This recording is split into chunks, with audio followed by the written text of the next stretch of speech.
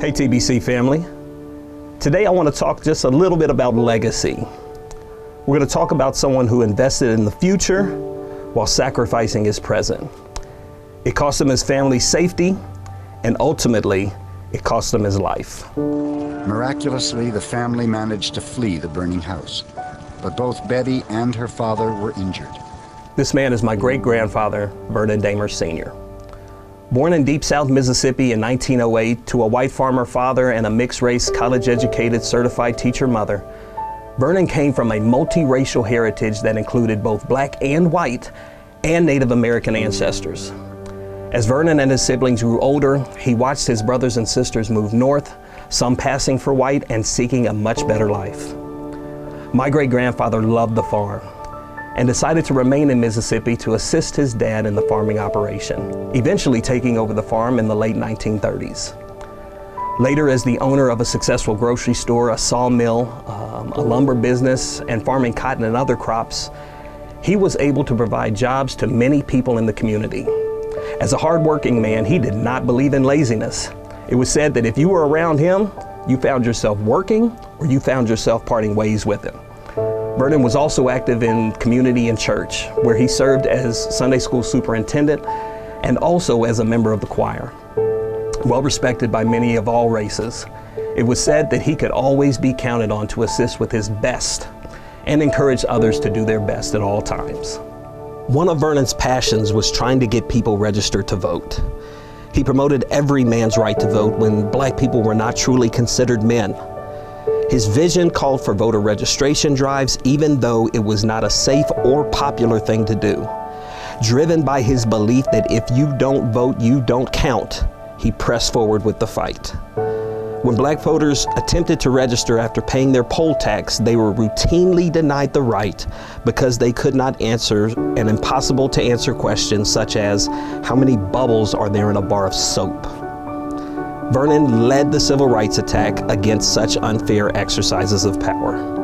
In the late 1950s and early 1960s, Vernon began to draw the attention of the local Ku Klux Klan organization.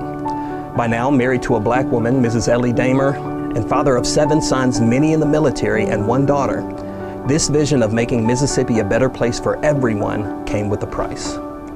For many years, Vernon and Ellie lived, worked, and raised their children under a constant threat of violence. He began receiving threatening phone calls and was harassed even on his property. But that didn't deter him. He and Ellie slept in shifts every night because of death threats. Ellie would even often answer the knocks at the door for her husband, hoping that the Klan would hesitate before shooting a woman. They made sure their youngest son, Dennis, knew how to drive even at a young age in case he had to drive his father to the hospital. Knowing the importance of the vote, Vernon continued to pick up residents and take them to the courthouse to try to register to vote. But after the Voting Rights Act of 1965 was passed, he decided to take his efforts to another level. Now, black people were beginning to pay their poll tax and register to vote, but some were afraid to go to the courthouse. So the tax collector allowed Vernon to collect the poll tax at his store. Well aware that this would inflame the attitudes of those who sought to do him harm, he even went as far as announcing that he would pay the poll tax for anyone who could not afford it. With Damer's new plan publicized, members of the Klan began planning to kill Vernon. They met at a restaurant in a neighboring town and put their plan together. The Damer home and their community grocery store were the target of a firebomb attack by a group of night riders while the family slept. As family members tried to escape the burning home, gunshots were fired and Vernon returned fire from within the house. He was successful at holding the men off, allowing his family to flee. However, he was severely burned about the head, face, arms, and upper body before he could escape. He was taken to the hospital, but died a day later at the age of 58 on January 11, 1966, from smoke inhalation. Our family was devastated, but some of Vernon's last words on his deathbed were, "If you don't vote, you don't count." He was speaking with a reporter when he uttered these words. Even on his deathbed, he never wavered in his beliefs. He died because he wanted equality for all. He died because he stood up for what he thought was right. 5 of his sons were serving in the military, and they were summoned home for their father's funeral. President and Mrs. Lyndon B. Johnson sent a telegram expressing their sympathy to the family. But in a bitter irony, my great-grandfather's voter registration card came in the mail several days after his funeral. Sadly, he never had the opportunity to cast his vote. 14 men, most with Klan connections, were indicted in connection with the attack on the Damer home. 13 were eventually brought to trial, 8 on charges of arson and murder. 4 of these men were convicted and 1 entered a guilty plea. In addition, 11 of the defendants were also tried on federal charges of conspiracy to intimidate Vernon because of his civil rights activities. However, former Ku Klux Klan Imperial Wizard Sam Bowers, who was believed to have ordered the murder, was tried 4 times, with each trial ending in a mistrial. However, the family did not give up, and in 1990, when the Medgar Evers case was receiving national media attention, they decided there might be a chance to reopen Vernon's case and go after Bowers, who had been free for about 23 years. My grandfather, Vernon Jr., said that when they started requesting to have the case reopened, some people came to him saying it was far too dangerous for the family to pursue the case. However, in 1991, the Vernon Damer murder case was officially reopened by the Mississippi District Attorney. But several years passed before anything significant occurred. Witnesses had died, case files were lost, but the family showed the same determination as Vernon and did not give up. Finally, in April of 1997, the DA received a big break in the case when a Klan informant agreed to come forward after talking to Vernon Jr. on the phone for 3 years. This is what was needed to jumpstart the case.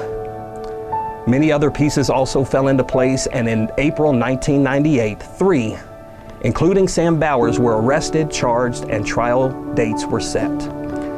On August 21st, 1998, Bowers was tried for the 5th time. This time, he was convicted and sent to life in prison.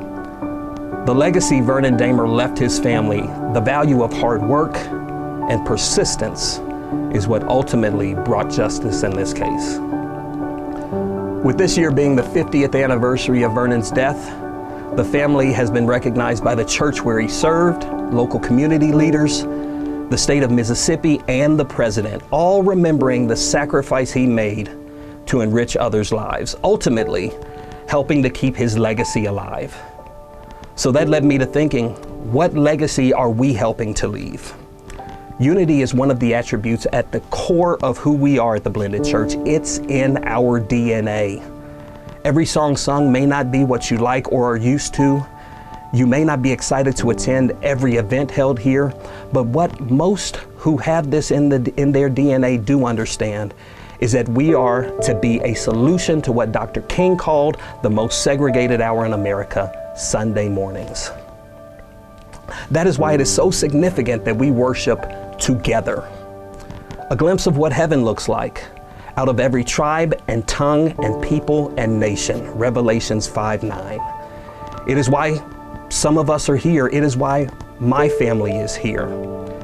When we moved to town years ago, multicultural worship was important to us, and not only in the congregation, but in leadership as well.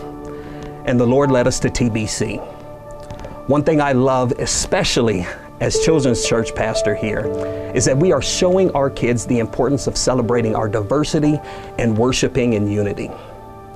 Like Vernon Damer Sr., let's continue to leave a legacy of love and of unity as we forsake comfort to live for something bigger than us.